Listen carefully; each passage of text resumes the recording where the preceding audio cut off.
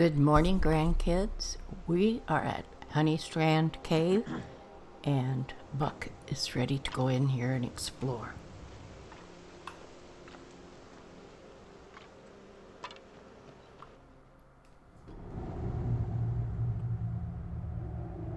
And first thing he sees is a bear.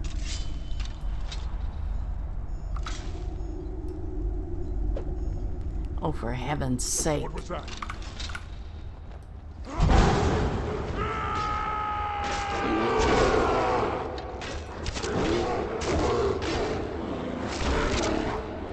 Well, he keeps getting in my way, and I keep hitting him.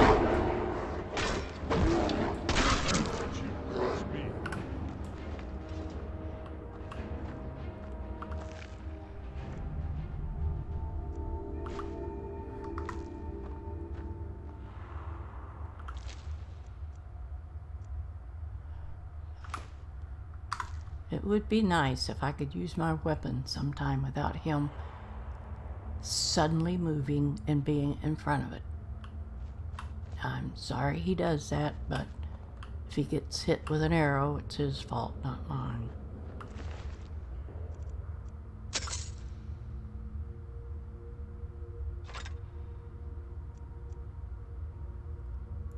The locked room. That sounds interesting.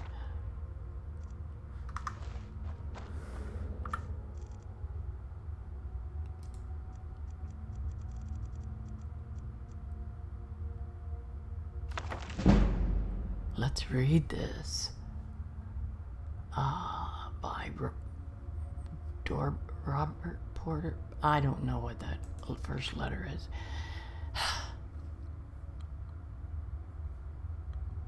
Yana was precisely the kind of student that her mentor, Arthkamu, I don't know, despised.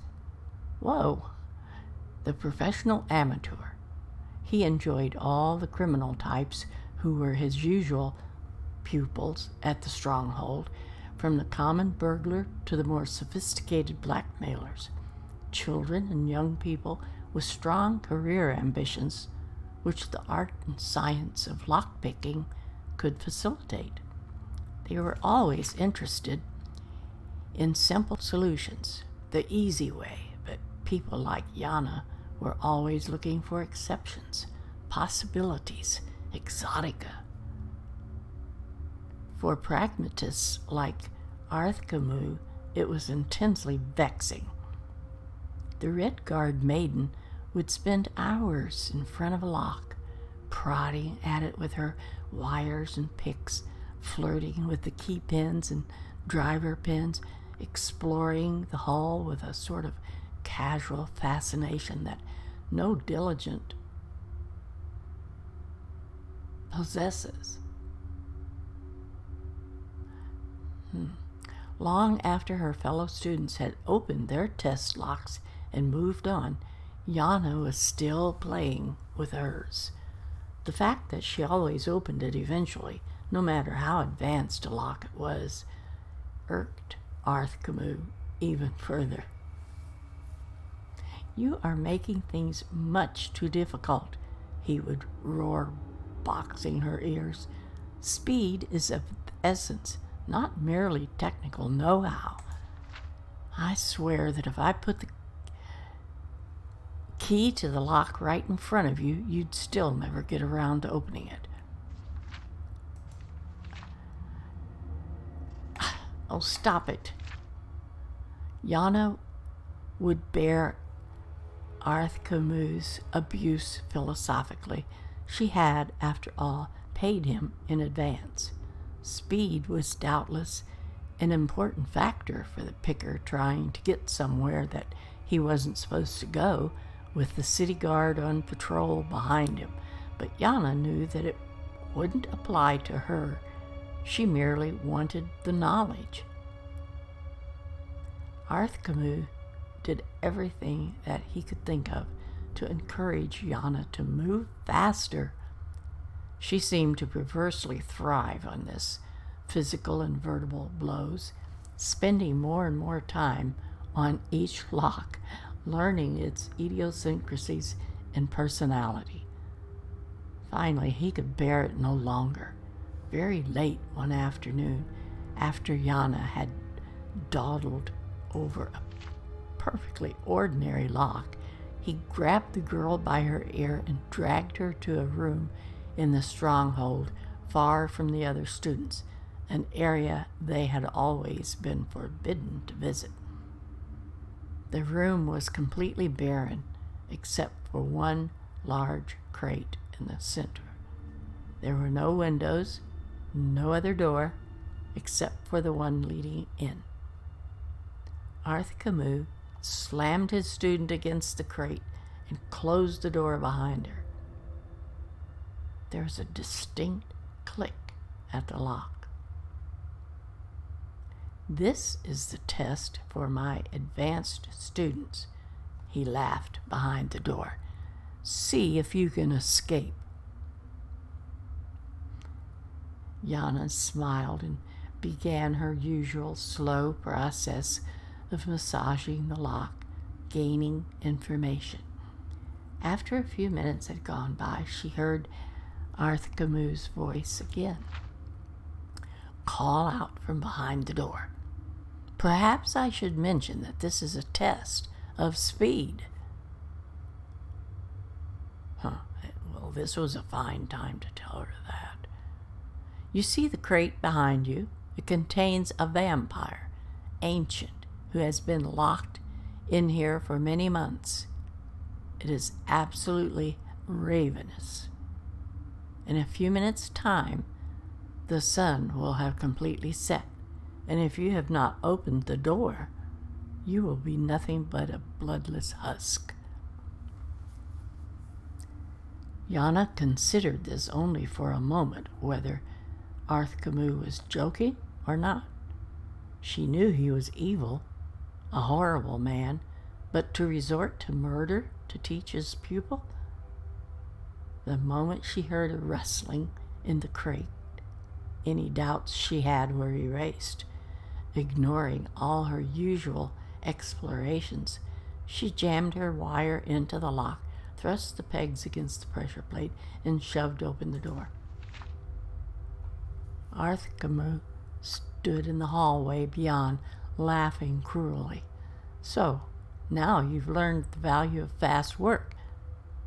Yana fled from Arthur Camus' stronghold, fighting back her tears. He was certain that she would never return to his tutelage, but he considered that he had taught her at least a very valuable lesson. When she did not return the next morning, Arthur Camus registered no surprise, but inside he was seething. "I'll be leaving shortly," she explained quietly, "but I believe I've developed a new type of lock, and I'd be grateful if you'd give me your opinion of it." Arthur Camus shrugged and asked her to present her design.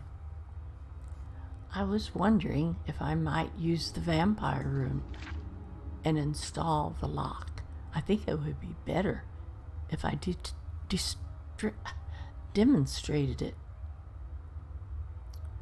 Arthur Camus was dubious, but the prospect of the tiresome girl leaving at last put him in an excellent and even indulgent mood. He agreed to give her access to the room. For all morning and most of the afternoon, she worked near the slumbering vampire, removing the old lock and adding her new prototype. Finally, she asked her old master to take a look. He studied the lock with an expert eye and found little to be impressed with. "This is the first and only pick-proof lock," Yana explained.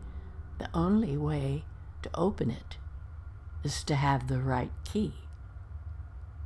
Arthur Camus scoffed and let Yana close the door, shutting him in the room. Oh boy, I hope that vampire gets him. The door clicked and he began to go to work. To his dismay, the lock was much more difficult than he thought it would be. He tried all his methods to force it and found that he had to resort to his hated student's method of careful and thorough exploration. "I need to leave now," called Yana from the other side of the door. "I'm going to bring the city guard to the stronghold. I know that it's against his rules, but I really think it's for the welfare of the villagers not to have a hungry vampire on the loose. It's getting dark, and even though you aren't able to unlock the door, the vampire might be less proud about using the key to escape. Remember when you said if I put the key to the lock right in front of you, you'd still never get around to open it? Do you remember that?" "Wait," Arthkamu yelled back. "I'll use the key. Where is it? You forgot to give it to me." But there was no reply, only the sound of footfall disappearing down the corridor outside the door. Arthkamu began to work harder on the lock, but his hands were shaking with fear. With no windows, it was impossible to tell how late it was getting to be. Were minutes that were flying by or hours? He only knew that the vampire ancient would know. The tools could not stand very much twisting and tapping from his hysterical hands. The wires snapped in the keyhole, just like a student. Arthkamu screamed and pounded on the door, but he knew that no one could possibly hear him. It was while sucking in his breath to scream again that he heard the distinct creak of the crate opening behind him. Oh my goodness, guys. The vampire ancient regarded the master locksmith with insane, hungry eyes and flew at him in a frenzy. Before Arthkamu died, he saw it on a chain that had been placed around the vampire's neck while it had been sleeping was a key. Well, too bad for Arthkamu. He's dead now. Oh boy, that was a pretty cute story. I shall keep that book because I liked it. Was there anything in here? Ooh, 40 gold and a potion of stamina. That's nice. Okay, which way am I gonna go? Which way did we come in here? That one or this one? That one back there. Oh man, this is shiny.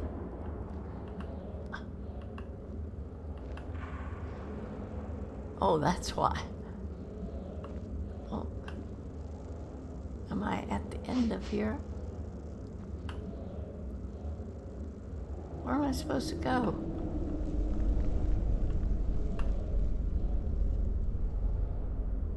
A goat? Oh, and 12 gold. And I'll take his hide. The Harbinger advises, resolves disputes, and helps to clarify when questions arise of the nature of honor. What did he hand me? Am I supposed to look and find out?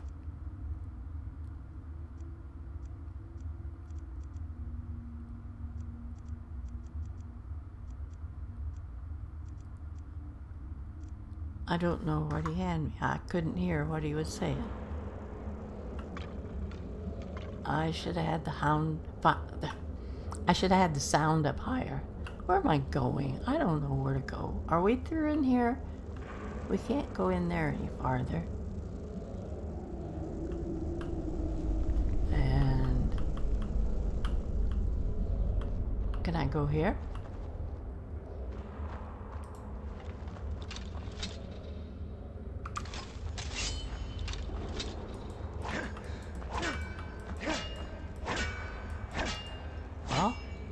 guess I can't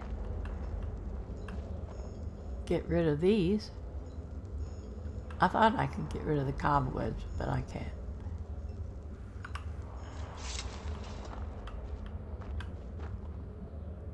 Well, I don't see any place else to go. So, shall we leave?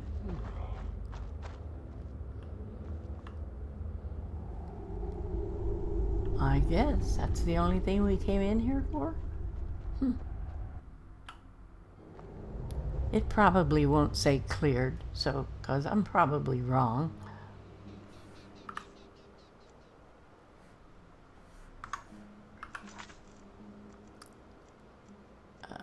First, let's get investigate the drain.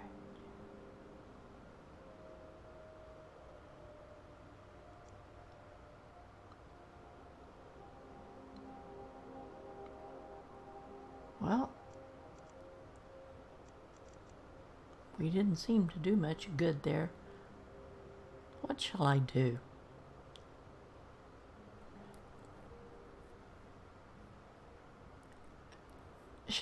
Should I go back to Iverstead and talk to the stranger?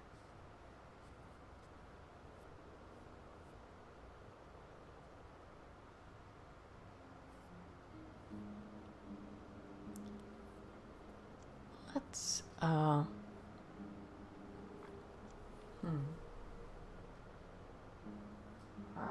that was the Honey Strand Cave, and it just didn't have much of anything.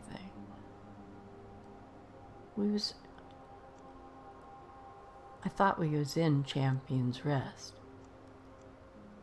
Let's go back to Iverstead and talk to the stranger, or find the evil shrine.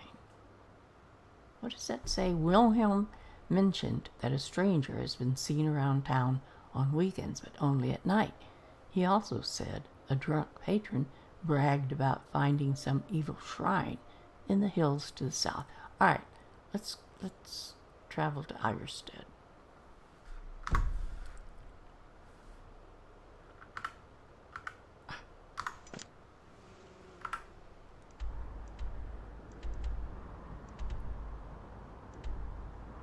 There's where we... Oh, just go over here. We don't have to go back to Iverstead.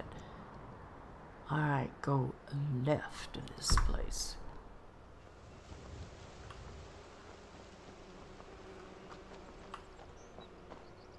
I guess I better get that on.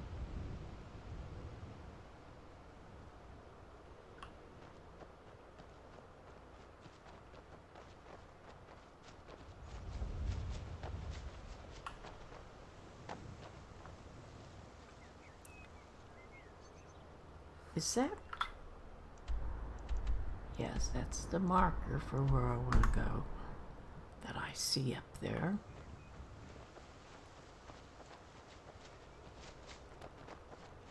I'll bet it's around on the other side of this mountain. Of course. Ooh.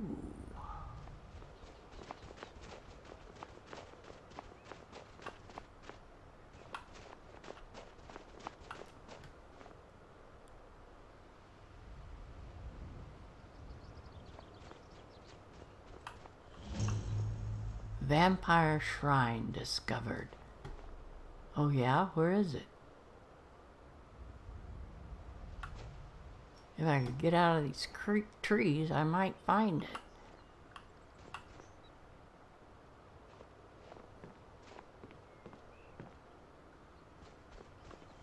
A glorious day. Right here. Are you with me yonder? Wait. Hey, wait. An Imperial? Dead? Money?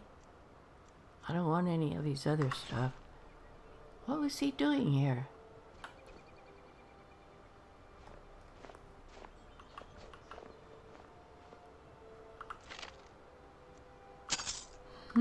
What was going on here? The Vampire Shrine. Oh my goodness. Are we up for this?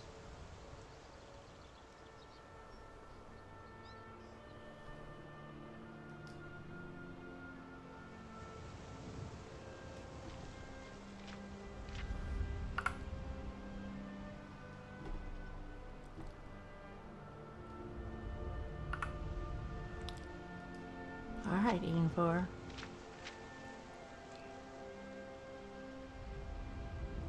Very interesting. Let's take a picture of that, save it right there. And grandkids, this is where we are going in when we come back. Buck is just finding all kinds of rather interesting places, but this one looks the scariest to me. Okay, grandkids, I will see you all when I come back.